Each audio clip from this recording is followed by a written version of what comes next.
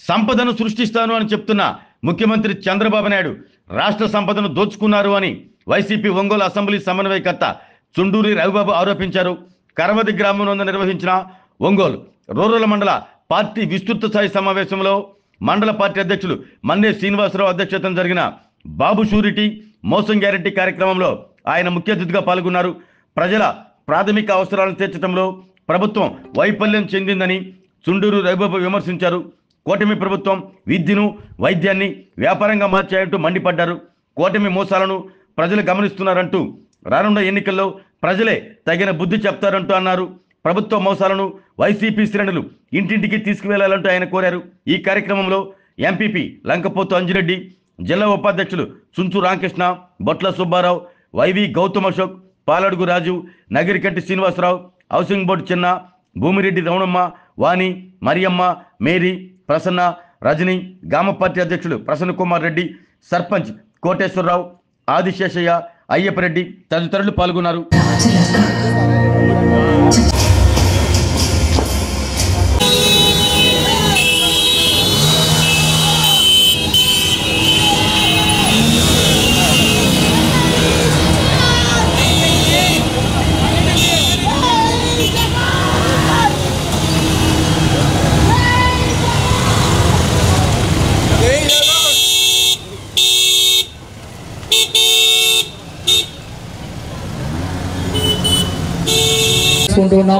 ఈ కార్యక్రమం తరపున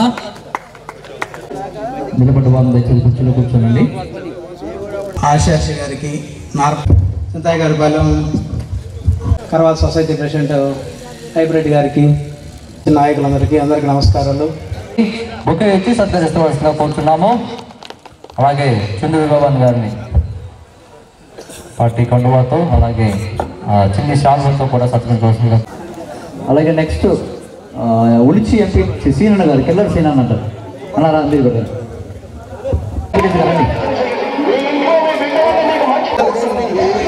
తప్పట్లో. అలాగే ఎర్రజల నుంచి పందిరపల్లి అంజీ గారు, ఎర్రజల నుంచి రెడ్డి గారు, పాతపాడు రెడ్డి గారు, మాటి కూడా తూర్పు జనవాడ అంజమ్మ గారు, అలాగే పాత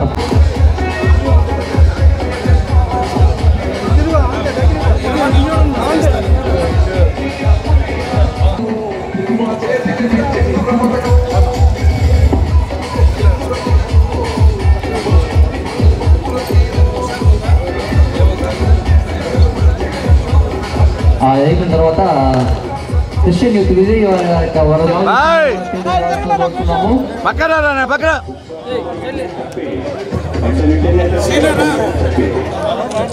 పాటమేదపాలెం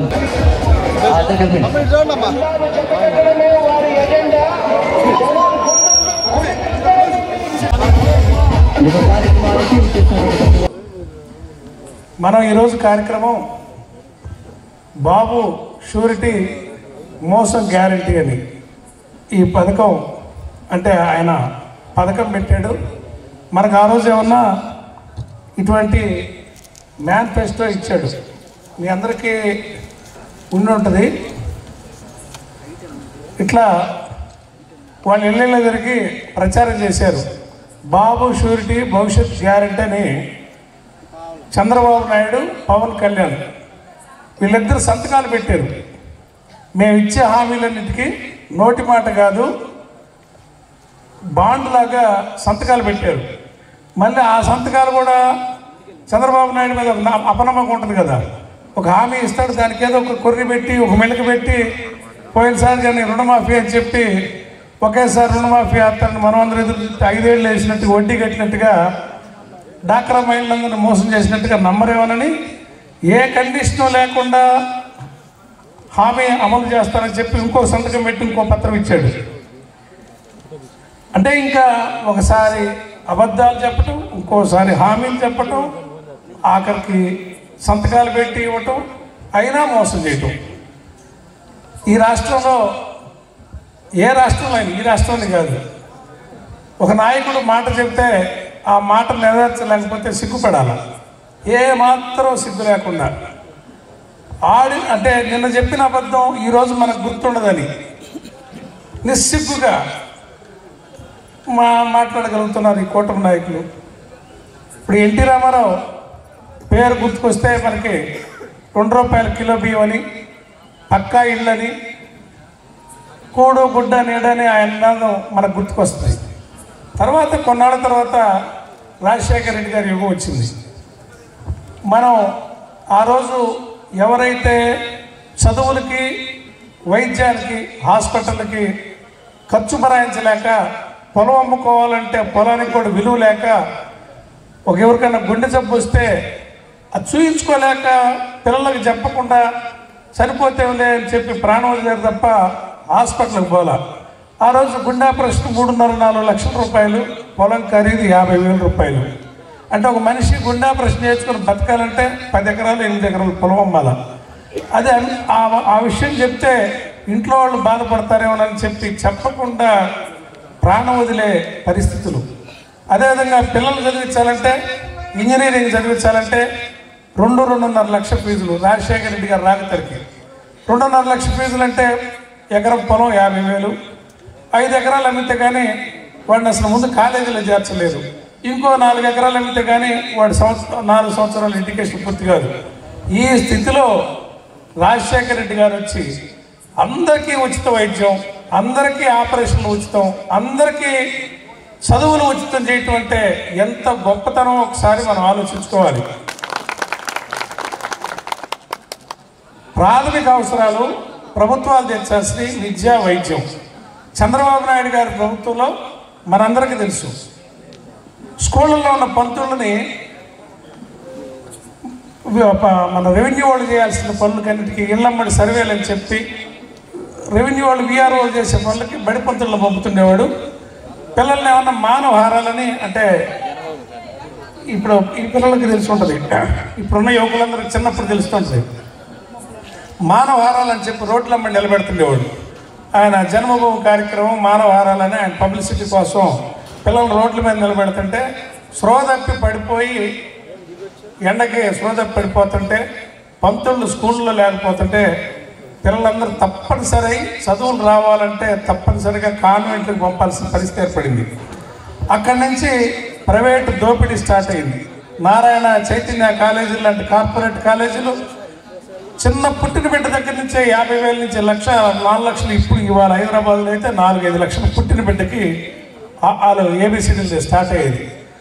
ఇటువంటి విద్యా వ్యాపారాన్ని, అదేవిధంగా హాస్పిటల్లో, ప్రభుత్వ హాస్పిటల్లో మందులు లేకుండా, డాక్టర్లకు జీతాలు లేకుండా, సరైన వసతులు లేకుండా చేస్తే హాస్పిటల్, ప్రైవేట్ హాస్పిటల్ని ఎంకరేజ్ చేయటం కానీ, ప్రాథమిక అవసరాలు తీర్చకుండా ఆయన వెనక్కి దాగి సంపద సృష్టిస్తాడంట. కనీసం అవసరాలే రాష్ట్రానికి తీర్చలేనోడు గవర్నమెంట్లో ఉన్న పరిశ్రమలన్నింటినీ, చక్కెర ఫ్యాక్టరీలు, డైరీలు, ఇట్లాంటి పెద్ద పెద్ద పరిశ్రమలు, ప్రభుత్వంలో ఉన్న నడిచే పరిశ్రమలు, వేల మందికి ఉపాధి చూపిస్తున్న పరిశ్రమలను కూడా తక్కువ ధరకు అమ్మేసి, తన అనునాయులకి తక్కువ ధరకు అమ్మేసి సంపద సృష్టిస్తాడా ఈ చంద్రబాబు నాయుడు? నిజంగా ఇప్పుడు రవీంద్ర దగ్గరే మేము నేర్చుకుంటున్నాం. ఎందుకంటే ఆయన గతంలో యూత్లో ఉన్నప్పటి నుంచి, కాలేజీ ఎలక్షన్లప్పటి నుంచి కూడా ఆయన రాజకీయ అనుభవం ఉంది. ఆయన సిన్సియర్గా పనిచేసే మనస్తత్వం ఉంది.